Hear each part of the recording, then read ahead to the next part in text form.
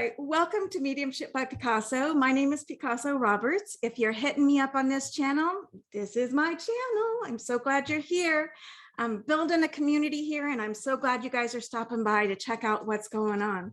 So I've got a really cool series that I started called Getting to Know You. And it's where I'm bringing in colleagues and, well, not people off the street yet, but you never know. I'm bringing in my colleagues just to kind of get to know them on a personal level. You know, we see them sitting in front of us, giving us readings and things like that, but who are they really? So today's guest is Miss Debbie Squizzero. Say hello, Miss Debbie.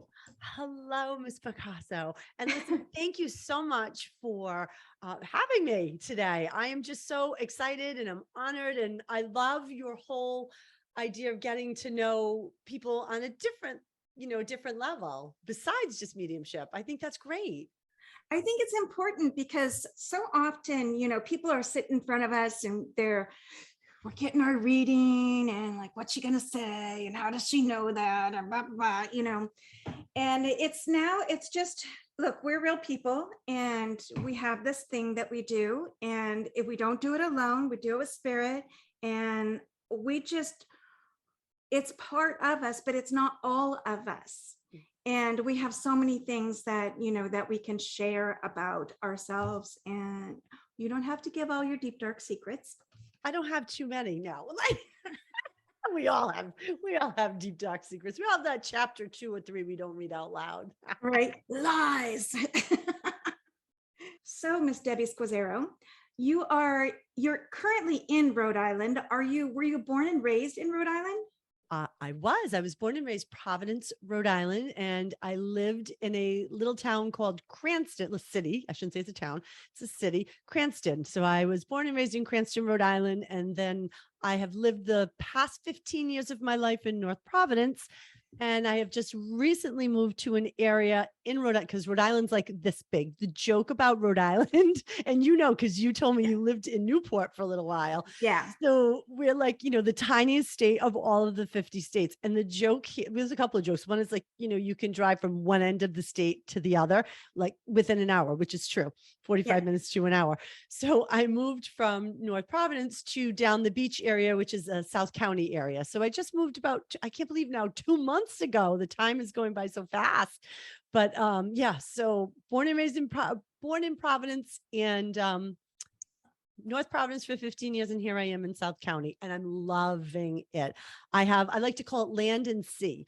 So I'm close to the ocean, but I'm also like here, land too. It's really nice in between. Love it. I'm so happy. The one thing I remember about Rhode Island is it has such a huge Portuguese population. Yes. My ex-boyfriend is Portuguese, and his family from, mainland Portugal and San Miguel. And one of the things they were all so proud of with their stuffies. Remember the stuffies? Oh yeah, I love those. They're delicious. Stuffed hogs. Yes, they put, if I am correct in this, I don't know, they put a certain like linguiça or a sausage in there. I think it makes it taste unbelievable. Yeah, I love them. They're so good. Yeah, they're pretty yummy. So, okay, so Rhode Island, born and raised. Siblings? I have one sister. She is 2 years younger than me. Okay, you're the older sister. Yeah. Yep. But we are very different personality wise. I mean that in a good way too. And she knows what you do, and the fam knows what you do, and all of that. Yeah. Very, very supportive. Nice. I had one family member. It took a while for that person to get on board, but they're on board. So we're all on board. And, yeah, I've been told that this comes from both sides of like my mom's side and my dad's side, but by many mediums throughout the years. So it's interesting. It is interesting. I always find it fascinating when somebody has been doing this for a long time, or it kind of starts a little bit when they're young. Like I think you were 6 or whatever when you started seeing people in your come out of your closet. Yeah. I love that story. Come out of the closet, Grandma. I remember it too, because I do remember it. Now, did they give you guidance when you were young, or just, No, they looked like, this is all I remember. They would look like when you watch a ghost hunter show and they're like that floaty, like that's what it looked like to me. yeah, And they didn't say anything to me, but that's just what they looked like. And I was just like scared to death. I, I now know they're like, it was love and they came from a place because they weren't scary at all. I just didn't know what to do, to do with all that. And I've always had very vivid dreams of my beautiful deceased people. So yeah. Well, I don't understand. Here's one thing. So they could have made it just a squidge easier on you, and just said, we're here for this, or we're here for that, or yeah, okay, we'll go back in the closet, but don't be afraid. yeah, I know they didn't talk. That I do remember. It was just seeing them, and they didn't. Interesting. Yeah. Yeah, that's interesting. And that was your first experience when you were young and that happened. Um, gosh. So how old were you when you actually started like the biz? Like, I started my business. well, stepping into psychic Stepping work into or mediumship work. Oh, it was so my gosh, it like went in chunks for me. So then like in my teens to early 20s, I was very much drawn to like the afterlife, and my dreams became even more vivid. Mhm. And I wanted to get my hands on anything about the afterlife that I could. And the only thing around that many years ago, there were two people that I went to that were around, because mediumship and all this spirituality and spiritualism, it wasn't mainstream like it is now, right? So Yeah. it was Sylvia Brown and James Van Prague's book Talking to Heaven. Those were those were my two, like, oh, like they get it, like what's going on in my life. Like it was the first time, I think it was in my early, I think it was like 24, 25. And then in my 20s, people would say to me, Deb, you give the best advice. They would tell me their deepest, darkest things. And I would feel that I'd be like, oh my God, they're really serious. Like they've never told anybody this but me. I feel it. I'm like, wow. And finally, at one point I had said like, why do you tell me things like this? And they're just like, you give the best advice. So I'm like, all right, I was just being me, but the advice was coming from somewhere else. Then we fast forward to my early 30s, and that's when it really began for me. In my early 30s, like all of us, at some point we go through some emotional trauma of some sort here in the physical Yeah. world. Yeah. So I had my share in my 20s, but in my 30s I had something really big that like which blew the lid off everything. And Picasso, there were two moments that I remember vividly of like, okay, there's somebody else talking besides myself. So I remember being in the car asking a question and then getting an answer. And I was driving, which makes sense to me now because we're relaxed when we're driving. So I was like, so I kept asking more questions and getting more answers. And then I remember I was a teacher for 23 years. So I was at school, and this beautiful teacher assistant who I was very friendly with walked by me, and I clearly heard she's going to Ireland. And of course, Deb's like, I got to go test this out because I've been having this conversation with whoever in the car. So I couldn't go into the car. She went to the teacher's room and I said, oh, so-and-so, do you have any vacations planned? And she's like, Deb, we just booked a trip to Ireland. I'm like, oh my God. So I was referred to a local healer who then that's where I started where my journey really opened up. So it was my 30s, my early, like 32, 33. I'm in my early 50s now. So like it was my early 30s that really blew wide open, where I was like, oh. And that woman did say to me, that you have this. She was another person to tell me and say that, you can go help people. And I had a woman in my 20s. Now you're in your 20s. Like, I don't know anything in my 20s. Like just, and the woman that would read for me, she read tarot for me all the time and did mediumship. She did both when I look back. She used to tell me, Debbie, you're going to do this work. And I would say to her, so-and-so, you're so full of shit. Full of shit. I'm not doing this work. What are you, crazy? I come here, I listen about my dead people. You tell me about my life. I'm in my 20s. I love it. Right. So yeah. So that was in my early 30s is when it started. It's interesting. A lot of my colleagues, started in their 30s or 40s. with like really stepping into it, Yeah. and I find that fascinating. I wish we could have started just a little earlier. I It know. might be down the road just a little farther. Is it the same for you? Were you in like your 30s as well? Well, yeah, actually with the mediumship, it started in 2018. Okay. Uh, Yeah. I'm 57 right now, and I started channeling in 2005 with a pendulum. Who was I talking to? I don't know. I don't know. Your spiritual support team. That's what I always say. Whatever, right? I was a massage therapist, and things just started going like it's all about the energy. Yeah. When you start working energy, or you were around kids, so that's a big energy. And when you start working energy, things start happening like boom, boom, boom. And there's no stopping that train. No, There is no stopping that train. no, gains So, momentum. right. So you are a psychic and you're a medium. You are a teacher. You do a lot of demonstrations like gallery or platform dems, which means that you would be in front of an audience, bringing spirit in, giving messages. And in this business, they call it dems or demonstrations. It's spirit and it's you. Just like a stand-up comedian, is nobody else talking. No. It's that stand-up comedian. Yep. And you got to either remember what the hell my words were. With us.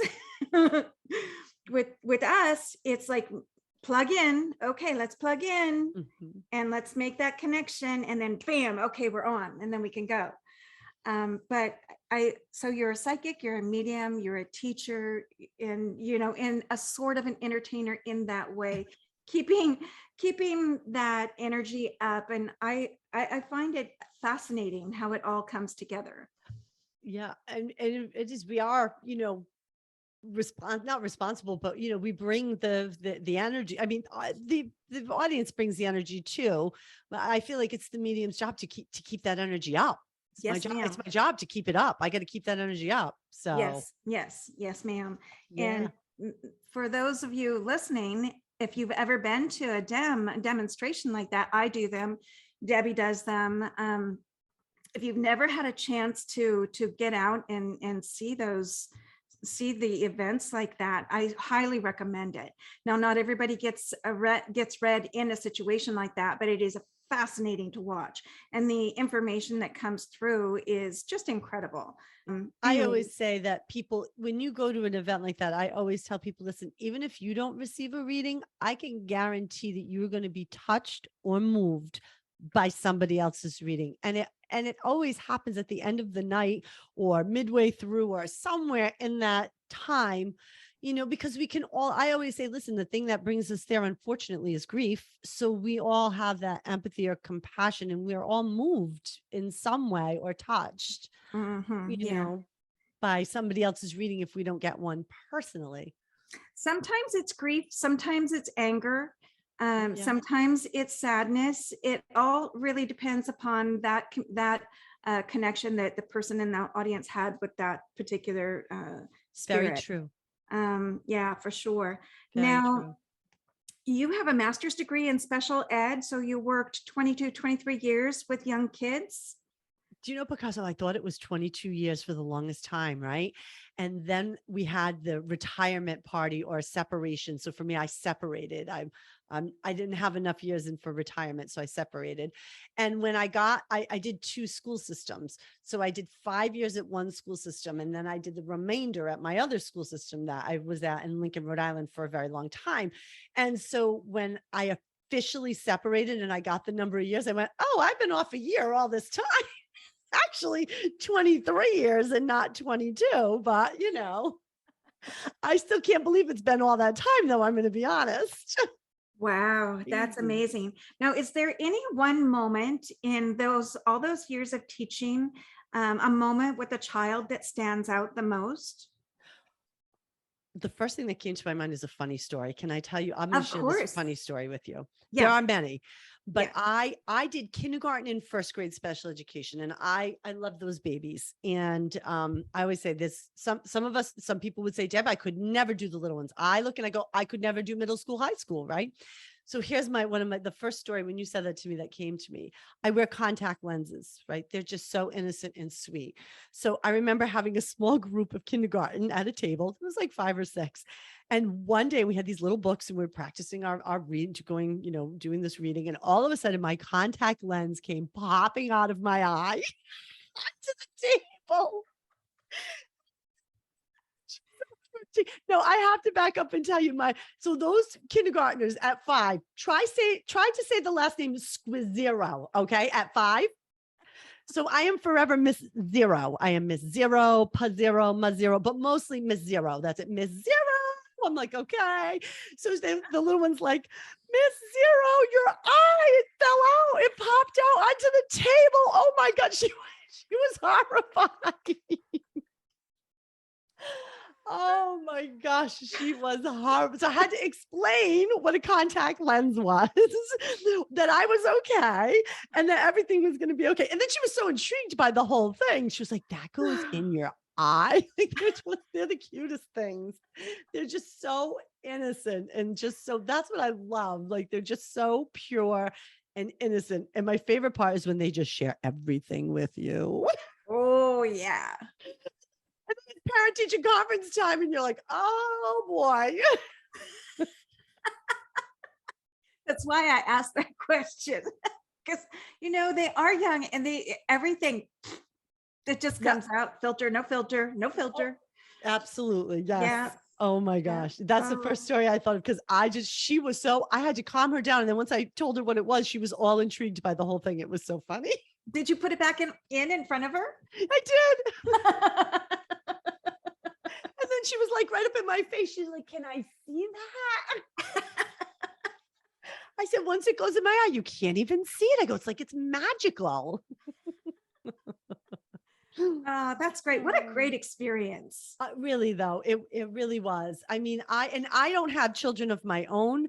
So I have a 5-year-old nephew that I just love and adore, but most of my time, he came along 5 years ago. For the bulk of my years of teaching, I don't have children. They were like having children all the time, that they were always there and like they never grew up. It was so cute. It was just that age all the time.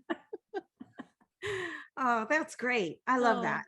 Thank you. So you're not doing that anymore. You're just doing your mediumship business, correct? Yes, I took a leave of absence from my teaching position. I can't believe this September, it's 2 years this year that I have left my teaching position. I can't believe it's already 2 years. Like that went by so fast for me. So while I was teaching, I toyed going back and forth with taking a leave of absence. And I had a friend who kept saying, Deb, you really should do it. And here's me. I'm like, yep, lift service. I knew I wasn't going to do it. I knew it. So, when we're off our path, spirit comes and just, whips up I call it the tablecloth trick, or they come and take the Band-Aid off, rip it right off. So they were like, so Deb Squizzero, you want to keep giving the lip service. Now, at this point, I should tell you that 10 of my 23 years of teaching, I did have my business and I worked nights and weekends. Deb had no life of nights and weekends. I had no life. I worked nights and weekends for 10 years and I loved it. I'm not complaining at all. I loved it.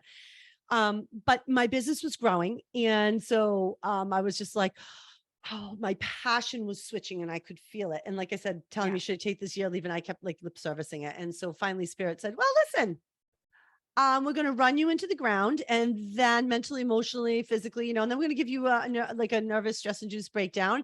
And then you're going to be forced to take that leave of absence so we can show you where your place needs to be for the second part of life. So I was like, oh, okay.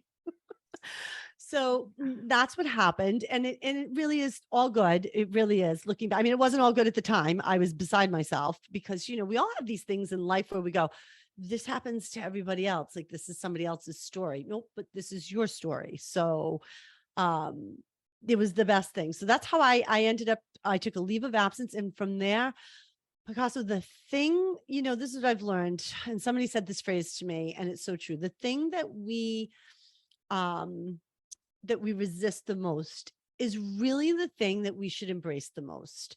And so I was resisting that leave of absence. And as soon as it was approved, I just feel so blessed. I had so many opportunities, and it was just like, and Spirit showed me a place card, like when you go, and they were like, and they took it away, and they're like, this, that was your place card for that many years, and you were a teacher there. Now you're going to be a teacher in a different capacity.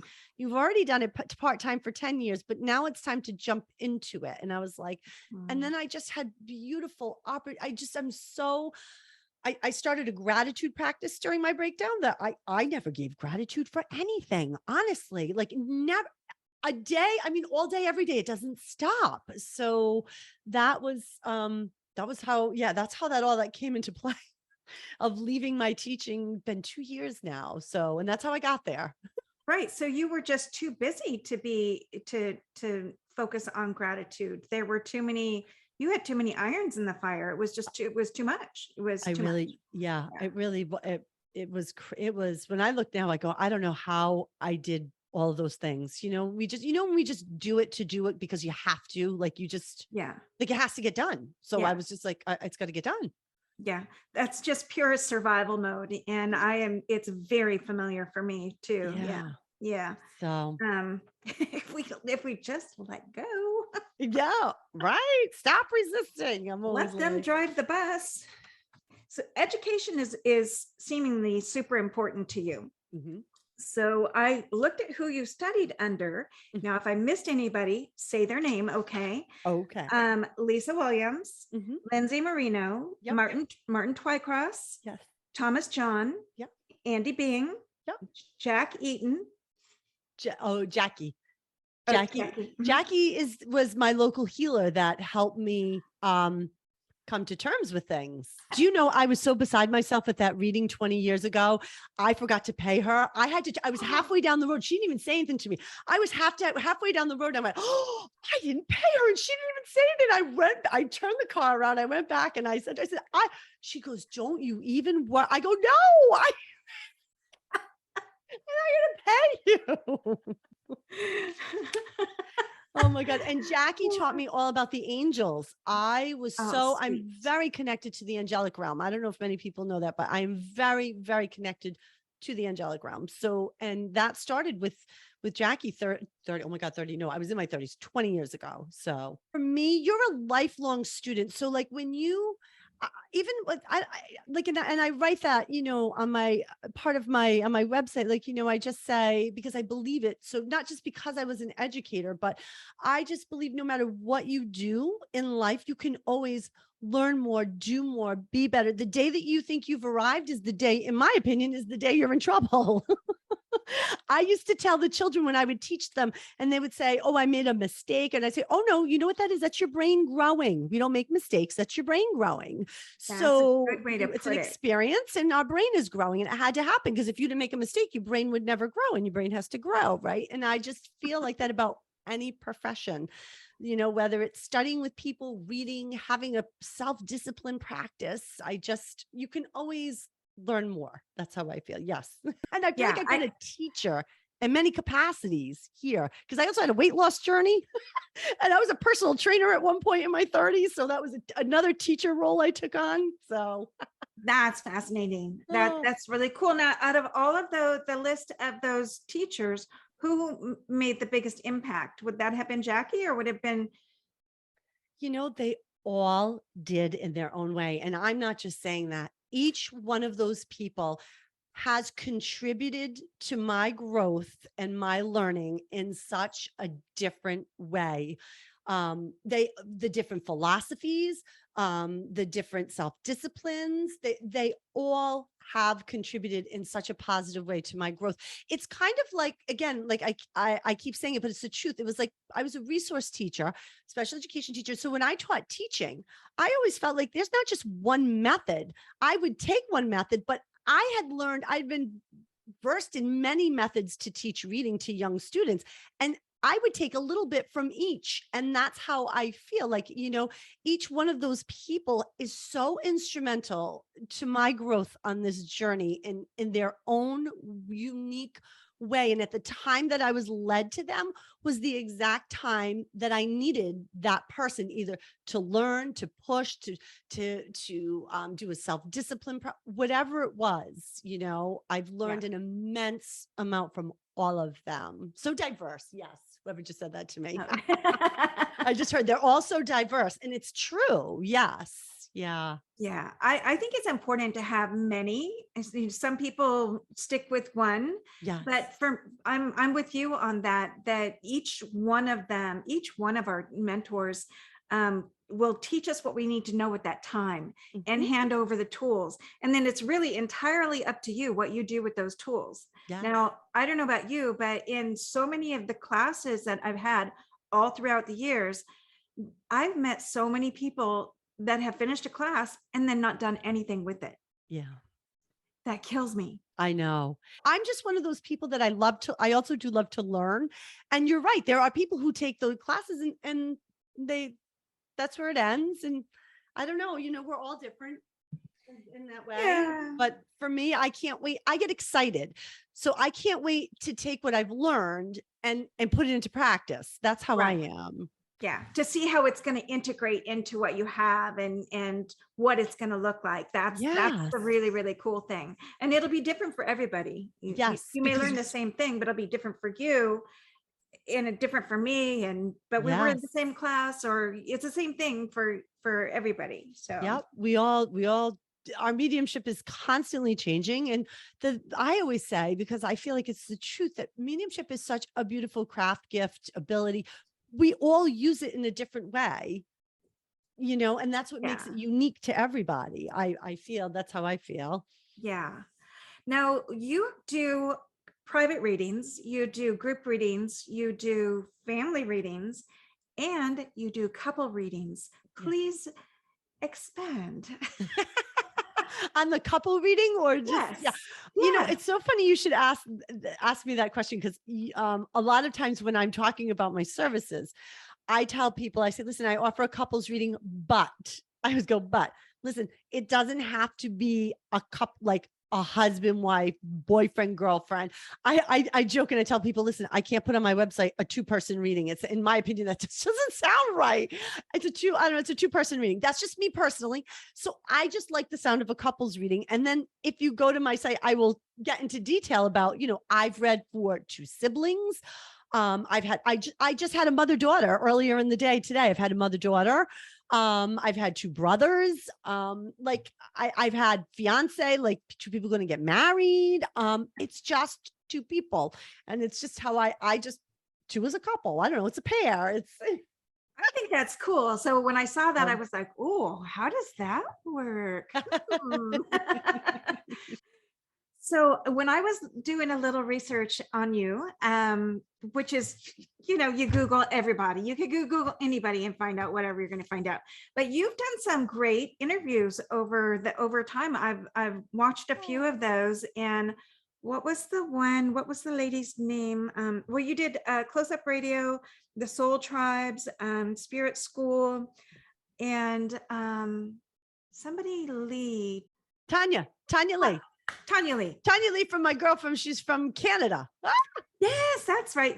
I watched that one today. What a great interview. She's fun. She's a lot of fun. She's upbeat and fun. That was a fun interview.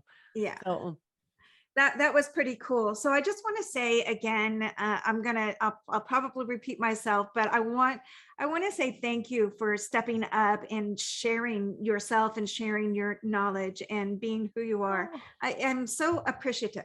Oh, and as I am so appreciative that you would think of me and, share me with your audience. And, I really appreciate that they would be, you think that they would be interested in my story. And I'm super appreciative. And the teacher in me gives you an A+ because I am so impressed with your research. Wow. Yay. Now, like, she's done her homework, that girl. She's a smart cookie. Also saw that you did a collaboration, you did a book. So Debbie, you got to write a book.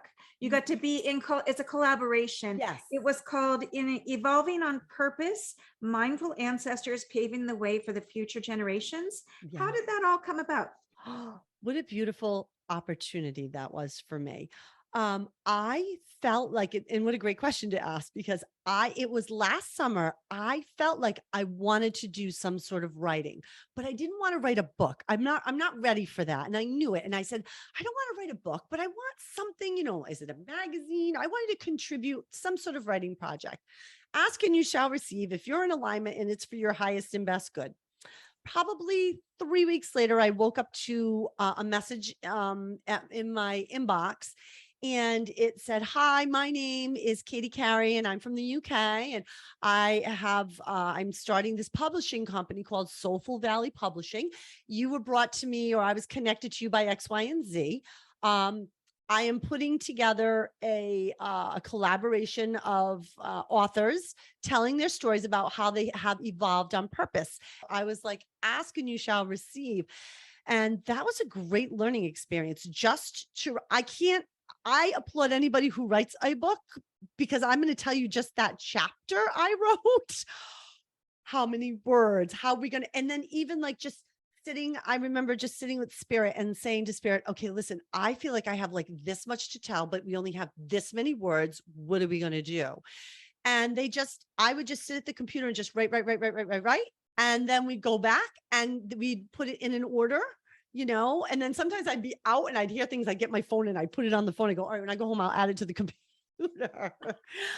And I met so many other beautiful healers and other, people who were on the same journey. And this is just it was a collaboration of high vibrational, beautiful people. So that's how that came about.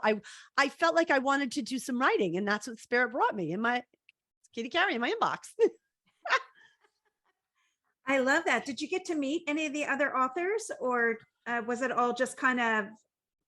Well, we met online. Like, so she would hold a Zoom where we would meet online, and two other ladies that I do know in the mediumship circle, they also had signed on there too. So it was great. So I knew two other women as well that had signed on. So, and then Katie would have a Zoom where we would, and there's so much intense collaboration. Oh my God.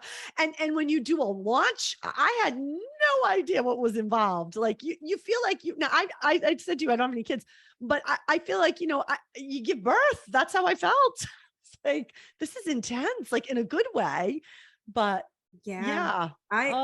I can tell you, even just getting that part out and being a part of it, it gives you a taste. So you know what's coming when you're ready to sit down and do that. But you did exactly the right thing, and just spewing it out, get it on paper or on your computer or whatever, and then worry about where things are going to fit later.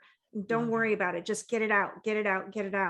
And I wrote a book, and who knew? So God bless you. I give you, so there's a lot involved in that. And I also feel the word I just heard was, it's very cathartic, and you're healing, because I feel like you write this as part of your healing journey. So you're healing as well as you write this. So it's exactly why I did it. And not only for myself, but other people going through that very same thing. So what you put in your words, it touches so many people. So it doesn't just stay in your little box, in your little world. You got goosies. So it goes out, and it just ripples out, and you never know what you wrote down is so impactful for other people. It's just amazing that you did that. I'm glad that came about for you. Thank you so much. Thank you for asking about it. Thank you. Yeah, absolutely. So let's go back a second. Now I knew this because I heard you say this in a class that we were in before, and I totally forgot about it until I started looking a little bit more into some of the videos you're on. And you are known as the singing medium. Now explain it. When earlier I said I really opened up in my 30s. And so when I started to really sit with Spirit and even just do automatic writing at the beginning, I did a lot of automatic writing, notebooks of automatic writing at the beginning when I first started to open up. And I noticed that a lot of my messages were in song that I would write as I would automatically write. Oh, wow. And then I noticed that when I would sit with people, I'd be in the middle of like channeling and it would pop into my head. I would hear it just like I hear it on the radio, and it would fit like like it fits perfectly.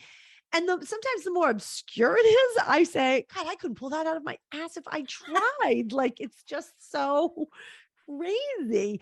And it's a way that we started, I started working with spirit in my early 30s. And it was funny when I started to learn tarot in my early 30s. The teacher would put out the cards on the table, and I'd hear songs. I'd be like, "Oh, look, they're going to split up separate ways, right?" And I would just hear, and so it's just developed over the years, and people started calling me the singing medium. So I said, "Okay."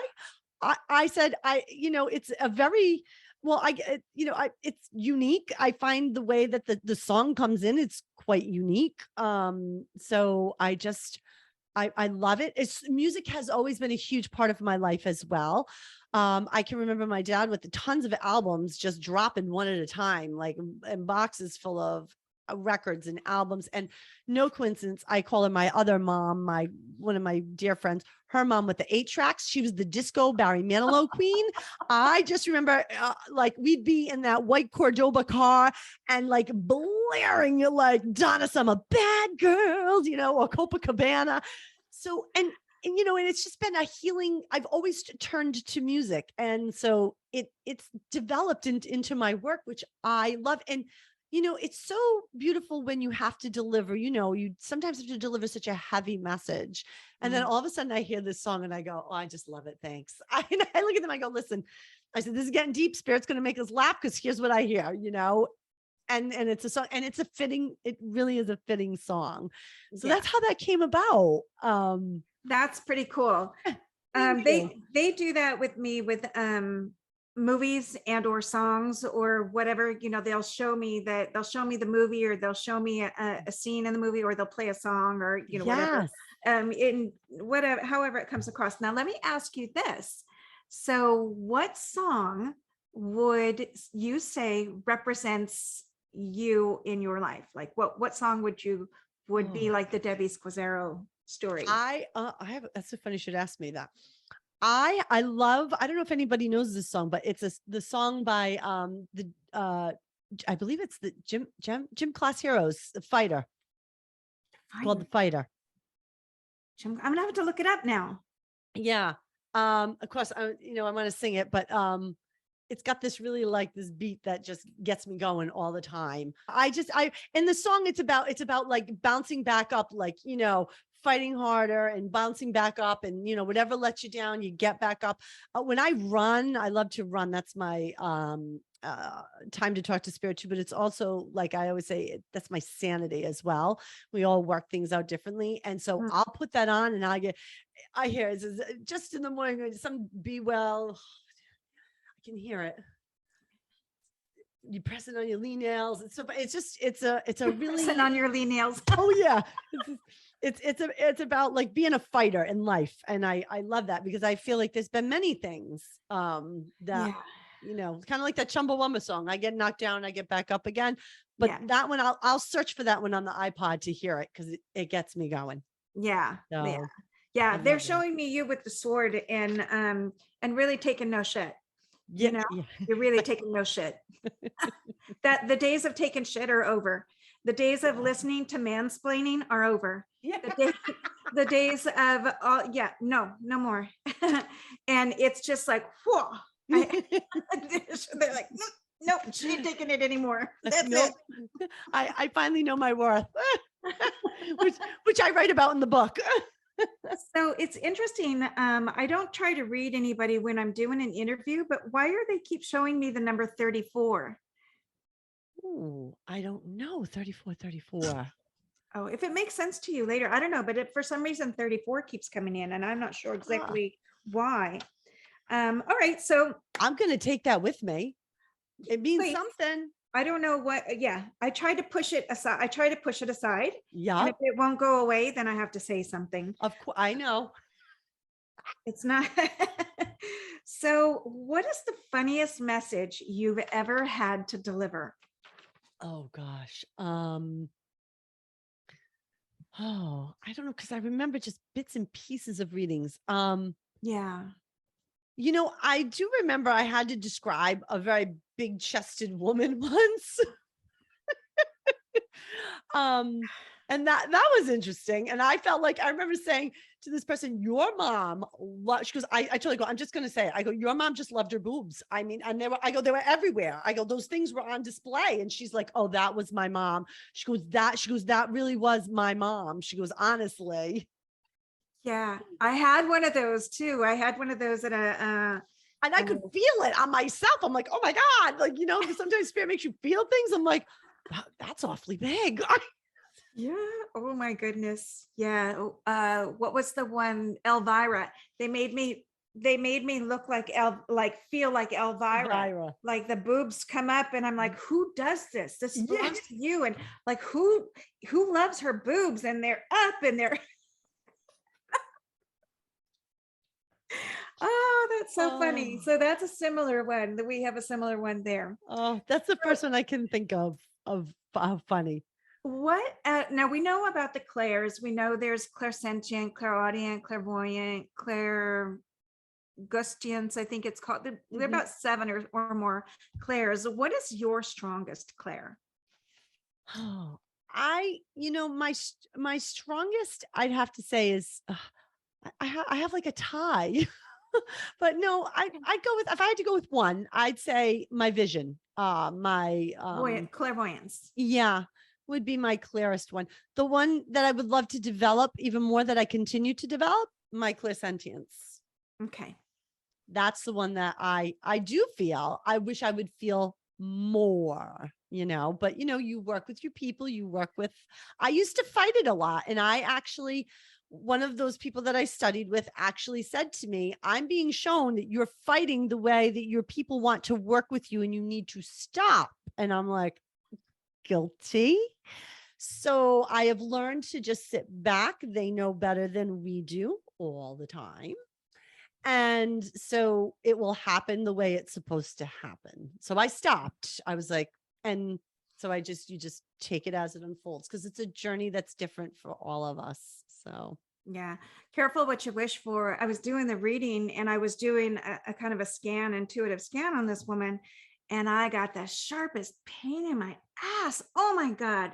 And I knew what it was, like a sciatica, yeah. like right in the piriformis. And Oh, that's a glute muscle for anybody who doesn't know. yeah. It's like a Tight, tight, sciatica. tight. I've had Like, that. It's mm. painful. And I was like, oh, son of a bitch. And I go, look, you have a you have a sciatic issue, right? You have a problem with your piriformis. And she's like, I said, you have a sciatica issue, right? She's like, well, yeah, I do actually. I'm like, yeah, okay, now it'll let go. And then I have to, just kind of rub it out. Like I don't hold on to it, but it was hysterical. I'm like, yes, you do, because they're giving it to me.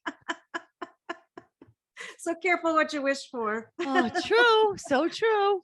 Oh my goodness. Okay, if you could be anywhere in the world and do anything like learn or teach or whatever, anywhere in the world, where would you be? Oh boy. It's so funny you should ask me this, because since I left teaching, I made a bucket list of places I'd want to go. But I keep saying I went to Italy in 2006, and I keep saying it's on my bucket list to go back. So it's between Italy and Hawaii, I got to tell you. What part of Italy? We were all over when we had gone. So I would really have to, I liked, we stayed in this little town called Orvieto, and we also visited another little town where my dad's family was from called Itri. So I really liked the little towns, because we went to Rome. That's no coincidence. I just had this conversation with somebody yesterday saying how when we went to Rome, I was kind of like, oh, this is so downtownish. Like, city-ish, like, nope, not. I liked the little rolling countrysides with the nanas and the papas in the morning with the little trucks that would go and deliver all the food, like that. I loved that, you Yeah. know. Yeah. That's where I would be. I would just, oh my So gosh, yeah. you would just hang, or would you learn something, or would you do Oh, you something? know, oh, how funny. You know what I would do? Because you know what the ongoing joke is in my family. So Dab's 100% Italian, and this is how much she cooks. The big fat zero. And we go, when we went to Italy back in 2006, I think I said 2007, it was 2006, because we went for my parents' 40th wedding anniversary. My sister, myself, my mom, and my dad. My sister wasn't married at the time, so it was just us, and we went to cooking school. And one day the chef he made homemade limoncello. Well, Oh, yeah. it's so strong, Picasso, because it's like homemade, like okay. Deb didn't cook that day. I looked at my mother. I go, I had 2 shots of that. I go, I'm on my ass and I can't cook today. So I probably would go to Italy and just enjoy the culture and actually learn to cook, because we got 2 Italians. My mom's, I always say, if you want a good meal, we're going to go see my mother. You're going to see my sister. They're both, in my opinion, very good cooks. Yeah. So that's what I would do. And That's I would always do excellent. my mediumship, because I just love being connected to spirit. Yeah, that's really cool. I love Italian food. I love the countrysides and the beautiful landscapes and the food and the breads and the I can't eat bread, but you know, whatever. The olives and the olive oil and oh my gosh, yeah. Everything's so Beautiful. fresh. Yeah, Yeah. everything is fresh. I actually came home from that vacation and lost weight, believe it or not, because everything was fresh. Right. It's not processed, No, nope. right? It's not Yep. processed. And there's a huge difference in that. It's just amazing. Yeah. So what is one thing about you, Miss Debbie, that people don't know about you that would surprise them? I don't know that I really do like the first thing I should just go with the first thing, is that I really do like my alone time. Like, I think that would surprise people, because I am so social and I do love to be social, but I really do like my time alone. And yeah, I wish I could say, oh, well, I drive sports cars and nobody knows about it, right? Like, I wish I had something like fabulous and racy like that, but I don't. No, but it's a good nugget. It's a good piece of who you are. And it's important. Not everybody can be alone. Yeah.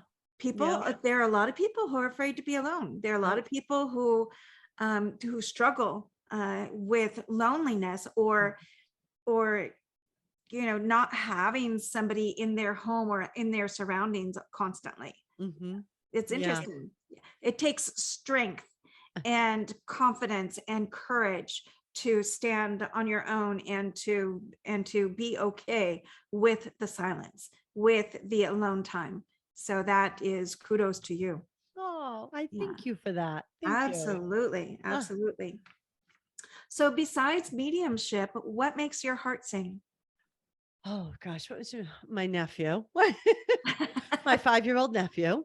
I love. He Oh, makes my heart sing, no matter what he want. He makes me feel so special, Picasso. Like, I, you know, just I just, so I love that. I love spending time with him. He makes my heart sing.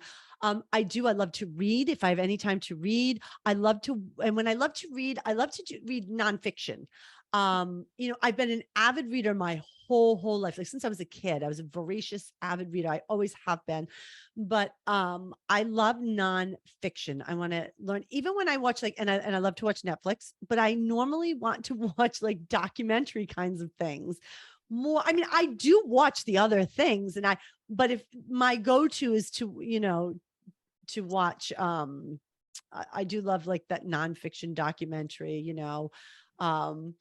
But if I am going to watch a movie, my crush is Bradley Cooper. Woo. That's my crush. So if I like to go watch, I'm like, what Bradley Cooper movie can we watch? He has the most infectious grin. like that. He's like that smirky grin, and it's so Yeah. sexy. Oh my God. And I love to share this fun fact. I always go, wow, Bradley and I have the same birthday, January 5th. Oh. I just go, that's my fun fact. Oh, that's so cool. But that's what makes and exercise makes my heart sing. I love to either ride my bike. I had a bike. I love to ride it when I had it. I got rid of it, but I do love to ride the bike, to exercise. I love it. I started taking up jump rope, believe it or not. I like to jump rope. Really? Yeah. No, so there's a little thing that nobody would know about you. I like to jump rope. There you go. Okay, there you go. You know what? Truth. Yeah. And I bought like the little, like I want to learn to jump rope like a boxer. I'm doing pretty good. I got to tell you, one foot, the other foot. It's fun. Okay, so this is interesting. I don't know where they're going with this, but what does stroke of genius mean to you? A really creative idea. When somebody has a stroke of genius, you're stepping into your true creative side with complete surrender. Okay. Why are they bringing this to your forefront? Because I have 2 or 3 things in the back burner that I just said to Spirit the other day. Which one are we doing? Are we doing this or are we doing this? Because there were 2 things that I am going back and forth about that would be more of my creative side. So this is the nudge then. This is the little poke in the ass to I'm going to tell you, you're the second person to give me this poke in the ass within a week and a half. So I better start listening. Right? Because this is not from me. This is from Spirit. Because I sit down and I meditate and I ask, all right, what does she need? What are we talking about? What is this? What is that? I love that. And that's where the questions come from. And so that's why I'm like, well, what does stroke of genius mean to you? There you go. Yeah. Yeah, it all comes out for a reason. An inspiration, a piece of inspiration. Very nice. So out of all the senses in the human experience, which is your favorite? Taste, touch, smell, sight? I'd have to say touch. Touch. So important. I am a hugger. I am a toucher. I am a feeler. I'm definitely a hugger. Even my clients, some of them, I will say to them, I'll always say, listen, if you're not a hugger, I totally understand, but I'm a hugger. May I hug you? You must have suffered then quite a bit during COVID because of the no touch. That was such a hard time for. Oh my God, especially my little guy, my little nephew. All I wanted to do was squeeze him. Oh my God, I always go, I have to give you all these kisses because one day you're going to be like, no, no, no. When you connect with your spirit team, what is the one question that seems to repeat itself? You asking them. Oh, what do I need to know today? Seriously. I always say, what do I need to know today? What do I need to know today? What's going on? What do I need to know today? That's a repeating question for me with them. I was just about to finish. And I usually do about 10 questions, thereabouts, whatever, from them. And I was at my 10th and I'm like, no. And I heard grandmother. I heard what grounds you the most. And I heard grandmother again. So I'm going to ask you to validate what the hell. What grounds you the most, Debbie? And it's funny you should ask me that because I was told by someone that I needed to ground myself more. Like I was too, and so now I had the grandmother that would ground me would be on my mom's side. She was here till she was 98. God bless. She would come through readings I had, but when I opened up, she'd come through really, really strong. So I got to tell you, all day today, she must be all excited you were going to ask about her because one of her signs to me is we've got like 2 or 3 or 4. I don't know how. No, we've got like 4 different signs that I connected, but one is a number pattern. It's 222. And when I tell you today, no word of a lie, even coming home, I saw at least 5 sets of 222s. I said to her, listen, am I getting excited or do I need to be concerned? What's the story? And then she showed me something that I said, oh, okay, this is a happy thing. Gotcha. Okay. Yeah. So I think this is what this is about because she comes up often because my great aunts, her sisters would tell me all the time how she would go to mediums and she would go to psychics and, and she even said to me when she was alive, sweetheart, I go to get readings. I'm like, you do? Oh yeah. And I ask about everybody. She's a lot of fun. And from what I understand, my other grandma was very witty and I can be quite witty when I want to be. Yeah. You think? You don't need the limoncello for that. You just do it. Have you ever heard of the Inside the Actor Studio? I have heard of that. Okay. Well, one of my favorite interviewers was James Lipton. And now James he's passed. Now he's transitioned to the other side, but I loved his way of interviewing. And at the end, he would use a questionnaire created by Bernard Pivot, a French journalist. James Lipton would do the questionnaire at the end of his interview. And with your permission, I would like to do that today. Oh, sure. I'm game. Yes. It sounds so Yay. intriguing. So we'll begin. Okay. What is your favorite word? Gratitude. What is your least favorite word? Hate. What turns you on? Good music. What turns you off? Fake people. What sound or noise do you love? The ocean. Oh, yeah. What sound or noise do you hate? Fingernails on a chalkboard. Oh, yeah. What is your favorite curse word? Fuck. Yeah. What profession other than your own would you like to attempt? Acting. See, we get back to the entertainment. See? And then if heaven exists, what would you like to hear when you arrive at the pearly gates? She made everyone smile. Oh, that's so cool. That's a good answer. That's a good answer. Well, there we have it. We made it, Debbie. I love those questions at the end. You really made me think. They're simple and they're personal to everybody. And it just brings a little bit more out of who you are. And it's you're sharing yourself. And I think that's really beautiful. I appreciate this so much. It's such a different interview where it's more of an intimate side of me. Which I really appreciate. We're all known as Picasso, the medium, Squizzero, the medium, right? What we do is a medium, but you're right. At the end of the day, we're people just like everybody else. And I say that to people who sit across from me all the time. I say, listen, I have stuff we have stuff like everybody else here, it's just, I put it aside to be with you and your stuff. And then you leave and my stuff is always my stuff. Okay. So for everybody who's watching, Debbie Squizzero is attainable. She's reach outable. She's just, you could find her. So Debbie, where can they find you in your socials? Where are you at? I am. It's so funny. I always like to say, because this is the truth, as much as I fought this gift, I fought being on social media with my face, my business, the whole thing. But I'll break out in a song. Here I am, baby. So I heard it. You can always find me on my website by my name, debbiesquizzero.com, or you can even put in singingmedium.com and my site comes up by that. You can find me on Instagram under Debbie Squizzero Medium.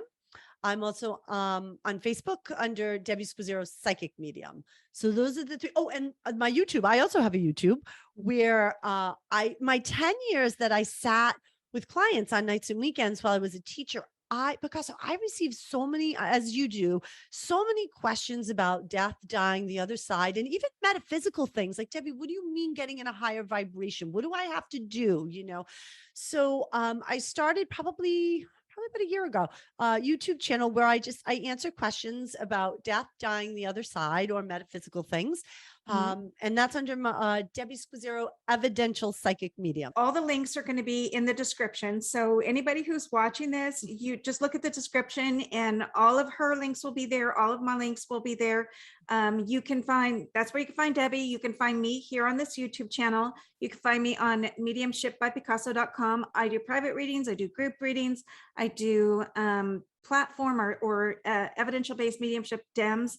And I also do soul chart readings based on the Michael teachings. And you can always send me an email at picassoroberts53@gmail.com and just ask whatever you want to know. If it's not on my website, mediumshipbypicasso.com, it just shoot me an email and ask away. If I don't have the answer, I'll find it for you. And then I'm also on Facebook, Mediumship by Picasso. So that's it. Those are our socials. That's where we're going to be. Now, hold on one more second. You have a couple of events coming up this month, right? Yes, I should also mention, I do once or twice a month, I do Zoom events.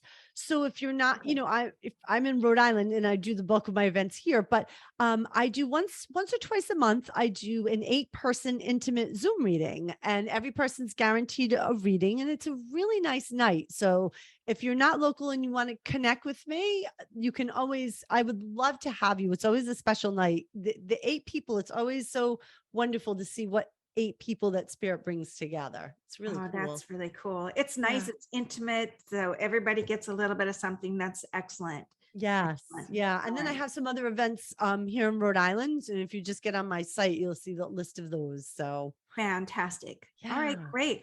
Well, thank you so much for being here and sharing information and being a part of this. I so appreciate you. Oh, Picasso, I so appreciate you, and I'm grateful. Gratitude, really and truly. I'm just so grateful for this opportunity. So thank you so much. This has been a lot of fun. So thank you. You're so welcome. All right, everybody. Peace out. Mwah.